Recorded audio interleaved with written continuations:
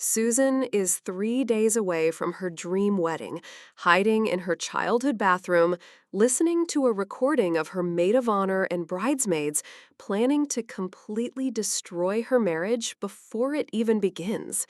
This is the story of how Susan's best friends tried to ruin her happiest day and how she turned their scheme into the most epic wedding revenge of all time.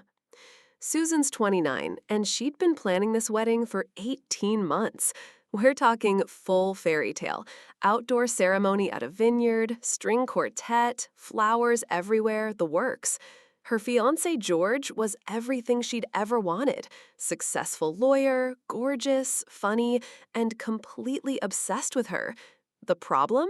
So was everyone else. See, George wasn't just a catch, he was the catch.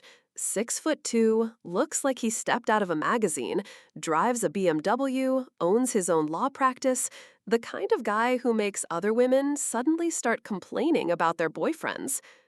Susan's bridal party consisted of 4 women she'd known since college: her maid of honor Mia, and bridesmaids Katie, Melissa, and Sarah. These were supposed to be her ride or die girls. They'd been through everything together: breakups, job losses, family drama, you name it. Or so Susan thought. The first red flag should have been during dress shopping 6 months before the wedding.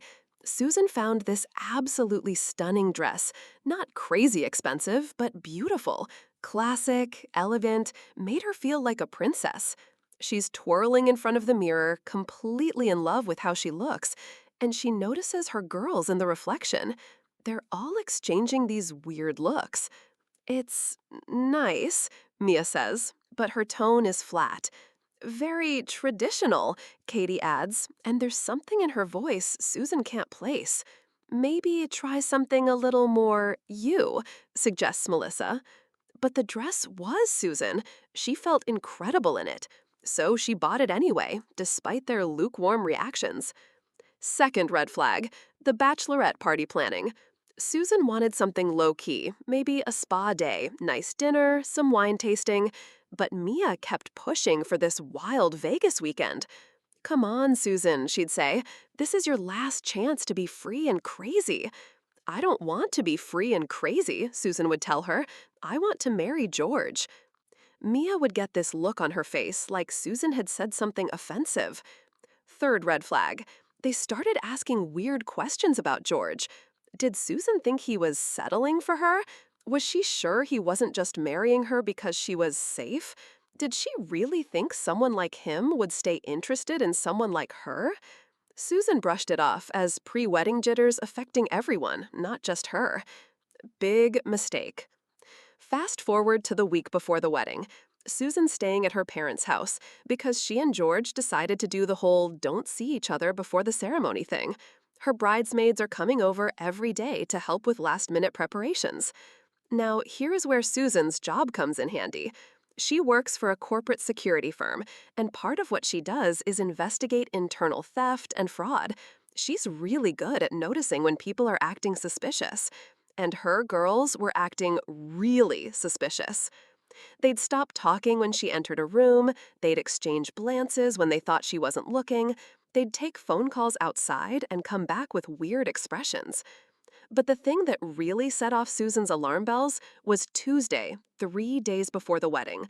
She comes downstairs to find them all huddled around Mia's phone, whispering intensely. The second they see her, they scatter like cockroaches.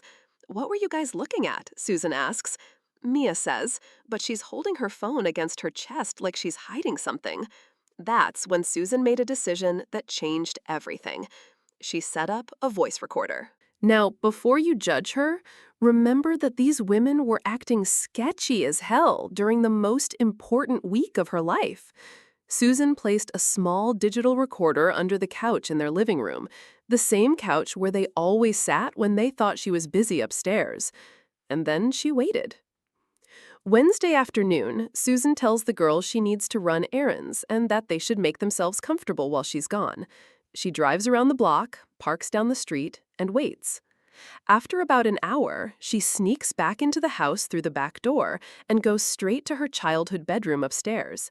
She can hear them talking in the living room below, and that's when she remembers. The air vent in her room connects directly to the living room. She used to eavesdrop on her parents' conversations through that vent when she was a kid. So, Susan's lying on her bedroom floor with her ear pressed to the heating vent, and what she hears makes her blood run cold. Mia's voice comes through first. Okay, so we're all clear on the plan. I still think this is crazy, says Sarah, but she doesn't sound like she's trying to stop anything. It's not crazy, snaps Katie. Susan doesn't deserve him. She's boring and basic, and George is going to realize it eventually. We're just speeding up the inevitable. Susan's heart is pounding so hard she can barely hear the rest. So, Melissa, you're going to tell George about Susan's wild college days tomorrow night? Already planned, Melissa confirms. I'll make it sound way worse than it was. Tell him about that party where she got way too drunk. Make it seem like she has drinking problems he doesn't know about. And Katie, you've got the dress situation handled? Yep, small tear in the seam that'll rip wide open when she walks down the aisle. She'll be so mortified she'll run off, and George will think she got cold feet. What about the officiant? Asks Sarah. Already handled, Mia says, and Susan can hear the smugness in her voice. I called and told them there was a scheduling conflict, and the ceremony was moved to Sunday. By the time everyone figures out what happened, the whole thing will be ruined. Susan is literally shaking at this point. You really think George will come running to you after all this? Sarah asks Mia. He's been flirting with me for months, Mia replies. At Susan's birthday party, at the engagement party, even at the dress fitting. He's just too nice to break up with her. This will give him the excuse he needs. And if it doesn't work, Katie asks, then at least we'll have saved him from making the biggest mistake of his life. Susan had to cover her mouth to keep from screaming. Susan spent the rest of Wednesday and all of Thursday in complete shock, listening to that recording over and over again. These women she'd considered her best friends for almost a decade were planning to destroy her wedding out of pure jealousy. But here's the thing. Susan's not the type to fall apart and cry. She's the type to get even. She called George and told them they needed to talk privately. They met at their favorite coffee shop, and she played him the entire recording. His face went through about 6 different emotions in the span of 2 minutes. Shock, anger, disgust, and finally, determination. What do you want to do? He asked. I want them to pay, Susan said. But not just pay. I want them to be exposed in front of everyone they know. George grinned. I love it when you get devious. So they hatched their own plan. First, George would play along if Melissa approached him with lies about Susan's past. He'd act concerned, but ask to discuss it after the wedding. Second, Susan would take her dress to a different seamstress and have the tear Katie made professionally repaired, but she wouldn't tell anyone. Third, she'd call the officiant herself and confirm everything was still on schedule, then set up a group chat with key family members to make sure everyone knew the correct details. But the final part of their plan, that was the masterpiece. Friday night, rehearsal dinner. They're at this beautiful restaurant with about 150 people, both families, the wedding party, close friends. Everyone's dressed up, speeches are planned. It's supposed to be this lovely, intimate evening before the big day. Susan's sitting at the head table with George, and her 4 bridesmaids are right there beside her, smiling and laughing like nothing's wrong. Mia even gives this sweet speech about how honored she is to be Susan's maid of honor and how she's so excited to see her marry the man of her dreams. The irony is making Susan physically sick. After dinner, George stands up with a champagne glass and asks for everyone's attention. I just want to thank everyone for being here tonight, he says. Susan and I are so grateful to be surrounded by people who love and support us. He pauses and looks directly at Susan's bridesmaids. In fact, some people have been so supportive that they've gone above and beyond to make sure our wedding is perfect. They've been working tirelessly behind the scenes, making phone calls, coordinating details, even planning special surprises. Mia starts to look confused. So I thought tonight would be the perfect time to share some of their hard work with everyone. George pulls out his phone and connects it to the restaurant sound system. This is a recording from yesterday of Susan's bridal party discussing their plans for tomorrow. And then he hits play. The entire restaurant goes dead silent as Mia's voice fills the room. Okay, so we're all clear on the plan? Susan watches her bridesmaids' faces turn white as their own voices betray them. Mia's mouth falls open. Katie actually tries to stand up and leave, but George's groomsmen, who they'd briefed beforehand, block the exits.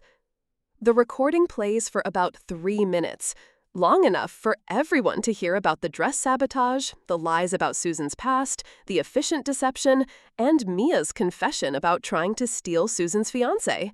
When it ends, the silence is deafening. What happened next was better than anything Susan could have scripted. Mia jumps up and starts screaming about invasion of privacy and how the recording was illegal. Susan's dad, who's a retired police officer, calmly explains that recording people in your own home is perfectly legal in their state. Katie starts crying and claiming they were just joking around and never would have actually gone through with it. But then, George pulls out his phone again and shows everyone the text messages Melissa had already sent him with twisted stories about Susan's college years. Melissa tries to run for the bathroom, but Susan's cousin blocks her path and tells her to sit down and face what she's done. Sarah, the only one who'd seemed reluctant on the recording, stands up and apologizes, saying she was going along with the group but knew it was wrong. But the best part? Susan's future mother-in-law stands up and gives this incredible speech about how disgusted she is by their behavior and how proud she is that her son chose someone with enough integrity to handle the situation with evidence rather than drama. Then, Susan's maid of honor, from her sister's wedding, who happened to be there as a guest, stands up and announces that she'd be honored to step in as Susan's maid of honor for tomorrow. Within minutes, 3 other friends had volunteered to be replacement bridesmaids. Saturday was absolutely perfect. Susan's replacement bridal party looked stunning.